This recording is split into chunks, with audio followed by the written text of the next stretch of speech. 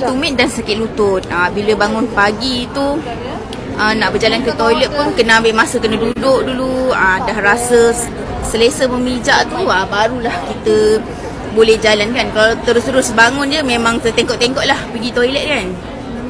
So bila dah jumpa dengan Anis tu, cakap nak try ni lah, Alura pants dengan socks. Masa tu lepas tu sebelum tu pun dia dah bagi test pakai pun dah boleh rasa.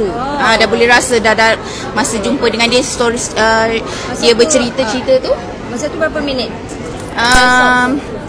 Dalam setengah jam ke 1 jam tu dah dapat rasa dah manfaat. Dapat rasa kan. Cakap okey, kalau macam tu bolehlah I pakai pants terus. Then hari pertama, hari kedua pakai tu, hari ketiga pakai, bangun tidur tu dah tak ada. Sakit tapak tumit tu memang dah terus ada dan sampai sekarang. Memang sangat-sangat ni lah. And then lagi satu yang seronoknya, dia dah pesan. Dia kata kalau pakai tidur malam tu tolong kunci alarm 2-3 kali, dia kata. Mula tu macam aku tu, apa hal nak kunci 2-3 kali? Kunci je lah, dia cakap macam tu je. So memang buatlah kan. Tapi memang betul, dapat tidur yang sangat lena. Itu orang kata bonus lah. Bonus first kita akak pakai pants dengan socks tu, akak dapat deep sleep. Memang selalu tu tersedar kan, rasa nak buang air ke apa kan. Ini tak, dah tersedar. Bila bunyi alarm tu baru tersedar. Serius lah dah bunyi alarm. Selalu kita tersedar sebelum alarm berbunyi. Ini kita tersedar bila alarm tu berbunyi baru sedar. Serius lah, betul lah dia suruh kunci alarm 2-3 time tu. Kalau tidak memang terlajak rasanya pagi tu. Betul, dapat deep sleep tu memang sangat-sangat seronok. Tahu-tahu je dah subuh kan. Nasib baik tak subuh gajah. Okey, macam mana akak menggunakan Alura Pants? So, akak pakai hari-hari ke? Pakai malam je ke? Macam mana? Okey. Dia masa peringkat awal tu memang kita disuggestkan pakai 24/7 lah. Akak akan buka bila nak mandi. Tetapi pada peringkat awal tu kita akan rasa dia punya healing crisis tu juga. Sebab dia bukannya menyembuhkan kita punya sakit tu, tapi dia mengurangkan kita punya rasa kesakitan tu. Jadi dalam proses healing tu memang kita akan, kalau kita rasa tak tahan, kita akan buka lah sekejap. Kita akan buka sekejap, rest. Tapi malam memang bawa tidur, memang wajib bawa tidur.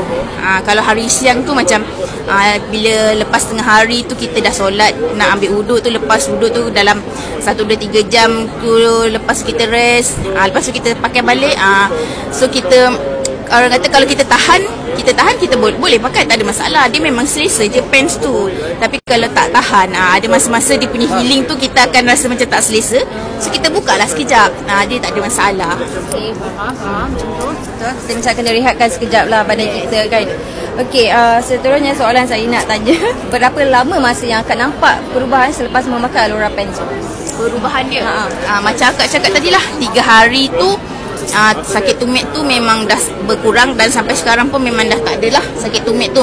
Tapi sakit lutut, sebab kita badan besar kan, so dia punya, orang kata dia punya tahap kesakitan tu dah semakin berkurangan lah. Dah semakin berkurangan. Dan kita, kalau kita solat pun mudah, tak adalah, orang kata setakat ni tak adalah sampai akak kena duduk dekat kerusi. Tetapi macam kalau kita ada buat aktiviti ke apa, macam baru-baru ni ada pejabat ada sukan, jadi kita punya penyembuhan otot-otot, sakit-sakit otot tu sangat cepat. Maknanya recovery, yes betul, recovery proses tu kita pakai, bawa tidur malam, besok pagi dah reda. Yes betul. Okey. Last question. Apakah nasihat akak untuk kalau ada follower saya yang ada sakit lutut, sakit tapak kaki, tumit kaki tu, apa nasihat akak untuk mereka lah? Okey. Nasihat akak pada akak sendiri dah sebagai seorang pengguna Alura Pants dengan socks ni kan, memang orang kata pants ni, orang kata memang dia punya enjin utama lah untuk kaki kita dan seluruh badan kita, sebab dia melancarkan pengaliran darah kan. So memang sangat-sangat recommended. Dan kalau ada ibu bapa ke atau diri anda sendiri ke yang ada masalah sakit lutut, sakit tumit, ataupun apa-apa masalah yang daripada head to toe ni, bolehlah kontak Atirah ni, bertanya dengan ataupun tanya dengan Kak Ain ke, tanya dengan Atirah ke, macam mana apa solution yang kita boleh bagi dekat you all. InsyaAllah anda akan dapat jawapan dia. Terima kasih Kak Ain atas perkongsian yang sangat-sangat bermanfaat. Semoga kita sama-sama dapat tolong lebih ramai orang, insyaAllah. Okay? Semua kena sudi untuk mendengar perkongsian daripada kami. Okey, terima kasih. Assalamualaikum, jumpa lagi. Bye.